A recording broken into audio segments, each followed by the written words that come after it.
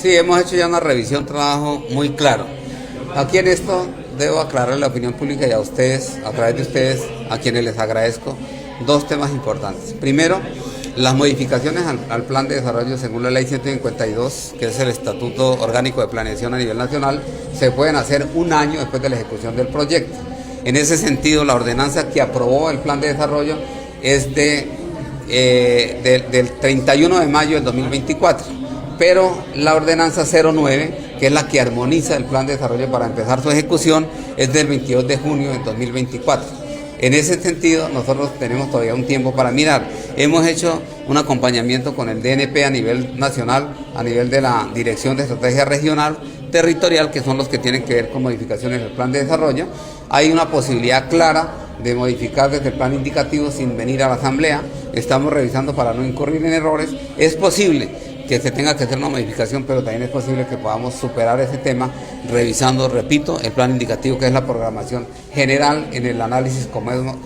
vamos en la ejecución del plan. La ejecución del plan, para mí, desde el punto de vista de planeación, va en un porcentaje aceptable, que obviamente tenemos que mejorar algunas partes, pero en eso va el trabajo. Hoy yo estoy acá también para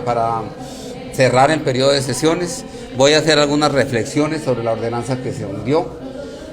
sobre el proyecto de ordenanza que se hundió, que era una modificación al presupuesto, y yo creo que es necesario, y aprovecho la ocasión ya que está la doctora Gloria acá, para que le demos a conocer a la opinión pública un tema muy importante. Esa ordenanza era un superávit por cerca de 110.000 millones de pesos. Aquí se hundió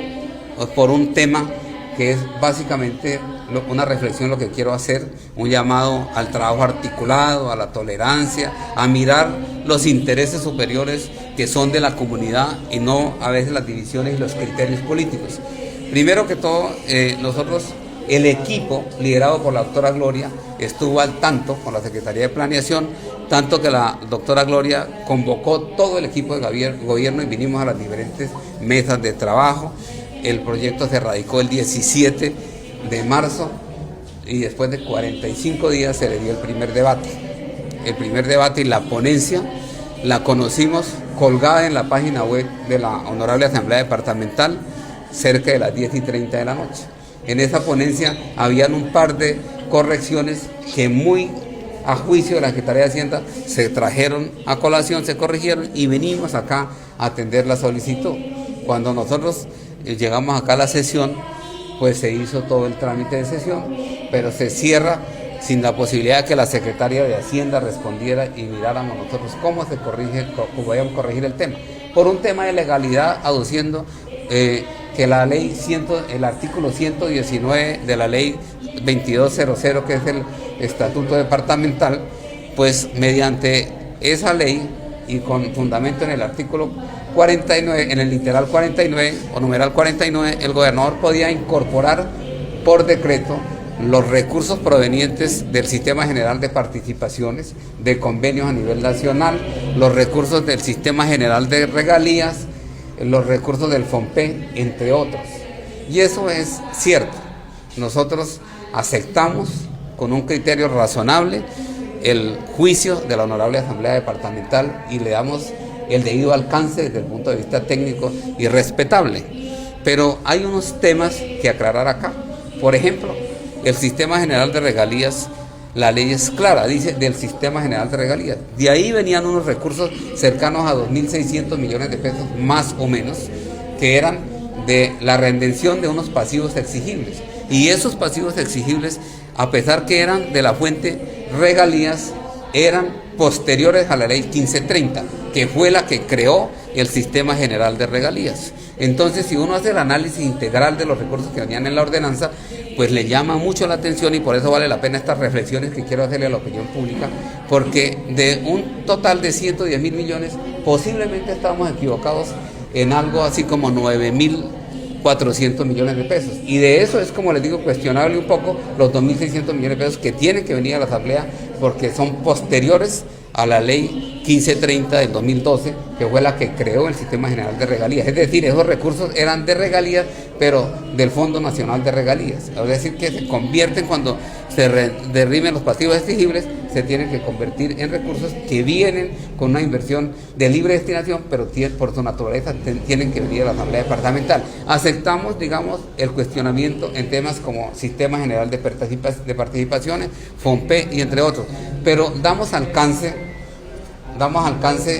al artículo 11, literal D, de la ordenanza 001 de 2024, que es el reglamento interno de la Asamblea, donde ahí nos permitía, si hubiera habido, digamos, una mejor articulación y una mejor conciencia de la importancia de esta ordenanza, nos hubiera podido permitir que la secretaria de Hacienda hubiera tomado la vocería, hubiera tomado la palabra y hubiera dicho, listo, con fundamento en ese artículo, pues aceptamos nosotros que usted nos cuestione, dándole la validez y valorando el ejercicio que hizo la Honorable Asamblea Departamental, en el sentido de que pues obviamente esos recursos los quitaran, pero el grueso, que son cerca de 90.000 o algo más de millones de pesos, donde están recursos tan importantes, se hubiera podido dar trámite, se hubiera podido dar trámite. Entonces uno lo que se pregunta aquí es, ¿dónde está el interés general de la comunidad? Por ejemplo, habían unos recursos importantes de ICLE para atender, aprovechando el poco verano que hay, el arreglo de unas instituciones educativas, de más de 110 instituciones educativas.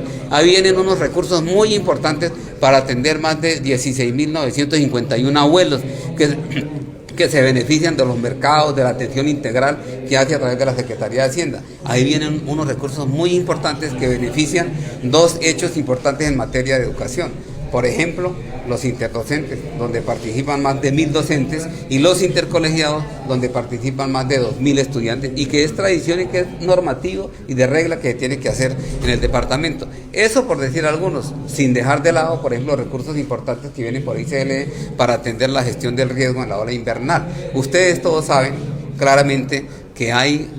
en el transcurso de un proceso contractual cerca de 45 días para hacer un concurso de méritos, una licitación pública o inclusive una menor cuantía. Entonces, digamos, si nosotros analizamos eso, pues hay un razonamiento y un mensaje muy claro del señor gobernador: llamar a la unión, al trabajo, ya que hayan unos intereses comunitarios por encima de las divisiones de las minorías y mayorías en la Asamblea Departamental, para poder uno atender necesidades tan vitales como las que estoy hablando, y con las cuales quiero pedirles el favor me complemente la Secretaria de Hacienda, que es la líder de este importante proyecto. Pero hoy yo, en representación del gobernador, quiero mandar un mensaje a los diputados de unión, de esfuerzo y del interés general que debe primar sobre cualquier inconveniente que haya normativo. Es buscar la manera de cómo poder atender la ciudadanía, teniendo en cuenta estas particularidades que les decía en el trayecto y en el transcurso de la ordenanza. Señor secretario, con esa reflexión quiere decirle a los diputados que, ya que no primó el interés general, de repente primó algún interés particular con esa decisión